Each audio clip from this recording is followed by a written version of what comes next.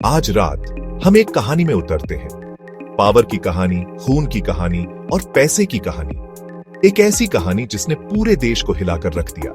हम बात कर रहे हैं पाब्लो एमिलियो एस्कोबार गैविरिया की। एक ऐसा नाम जो आज भी रूह कंपा देता है। कौन था यह आदमी? क्या वह सिर्फ एक क्रिमिनल था या वह एक फिनोमिनन था, एक टूटे हुए सिस्टम का प्रोडक्ट? देश जानना चाहता है। उसने कुछ भी नहीं से शुरू किया, बिल्कुल कुछ भी नहीं।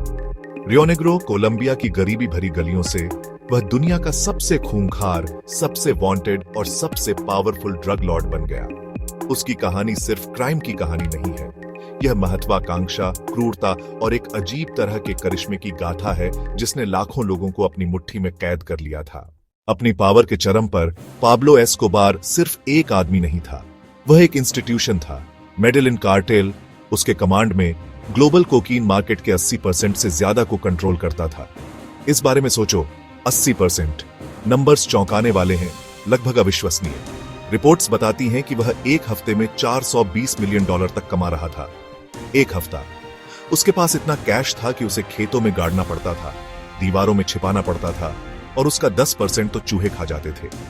यह सिर्फ दौलत नहीं थी, यह पैसे का एक समुद्र था जिसने पूरी कोलंबियाई इकोनॉमी को डुबोने की धमकी दी थी। वह दुनिया के सबसे अमीर आदमियों में से एक बन गया, एक अरबपति जो प्योर अनअडल्टरेटेड क्राइम की नींव पर बना था। लेकिन कहानी में ट्विस्ट यहीं आता है। पाब्लो एस्कोबार का विरोधाभास यही है। जबकि दुनिया उसे एक मॉन्स्टर, एक नार्को टेररिस्ट के रूप में देखती थी, मेडेलिन की झुग्गियों में कई लोग उसे एक मसीहा मानते थे।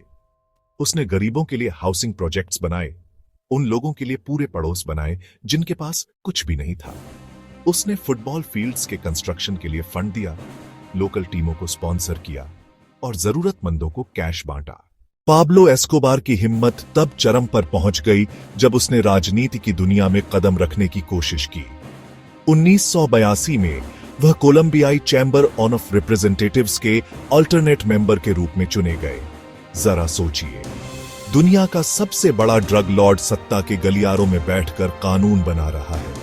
उसे लीगलिटी चाहिए थी, उसे उन्हीं एलीट लोगों से एक्सेप्टेंस चाहिए था जिन्हें वह नापसंद करता था। लेकिन यह एक कदम बहुत आगे था। न्याय मंत्री रोड्रिगो लारा बोनिला ने बहादुरी से खड़े होकर उसे उजागर किया। लारा बोनिला ने सार्वजनिक रूप से उसकी आपराधिक गतिविधियों की निंदा की। उस साहस के लिए उन्हें अपनी जान गंवानी पड़ी। 984 में एस्कोबार के हिटमैन ने उनकी हत्या कर दी। यह वह पल था जब दस्ताने उतर गए। यह युद्ध की घोषणा थी। We prefer a tomb in Colombia to a jail cell in the US, यह उनका जवाब था। यह स्लोगन एक्स्ट्राडिटेबल्स का युद्ध घोष बन गया। इसके बाद अकल्पनीय आतंक का दौर शुरू हुआ। बोगोटा में कार बम फटे, मेडेलिन में कार बम फटे। प्रत्यर्पण का समर्थन करने वाले जज शिकार बने, पुलिस अधिकारी शिकार बने, राजनेता शिकार बने। डीएस के मुख्यालय पर बमबारी हुई, दर्जनों मरे, एक कमर्शियल हवाई जहाज उड़ाया गया। ला कैथेड्रल से भागने के बाद पाब्लो एस्कोबार एक भागा हुआ आदमी था, लेकिन दुनिया बदल चुकी थी। उसका एम्पायर ढह रहा था। सर्च ब्लॉक द्वारा लगातार युद्ध लॉस पेपेस द्वारा क्रूर अभियान ने उसके संगठन को नष्ट कर दिया था। उसके टॉप लेफ्टिनेंट या तो मर चुके थे या जेल में थे। उसका फाइनेंशियल नेटवर्क बर्बाद हो चुका था। रॉबिन हुड मिथ भी टूट रहा था। अंतहीन हिंसाकार बमों ने उसके कई पूर्व समर्थकों को उसके खिलाफ कर दिया था। वह अब शक्तिशाली एल पैट्रॉन नहीं था, वह एक भगोड़ा था, पैरानॉयड और अकेला, अपने परिवार और कुछ बचे हुए बॉडीगार्ड्स के साथ छिपा हुआ था। जाल हर दिन कसता जा रहा था। 2 दिसंबर 1993 को अपने 44वें जन्मदिन के एक दिन बाद वह अपने बेटे के साथ फोन पर बहुत देर तक रहा। एस्कोबार और उसका बॉडीगार्ड छत पर भाग गए। एक लाल टाइल वाली छत पर नंगे पैर और खून बहता हुआ पड़ा था।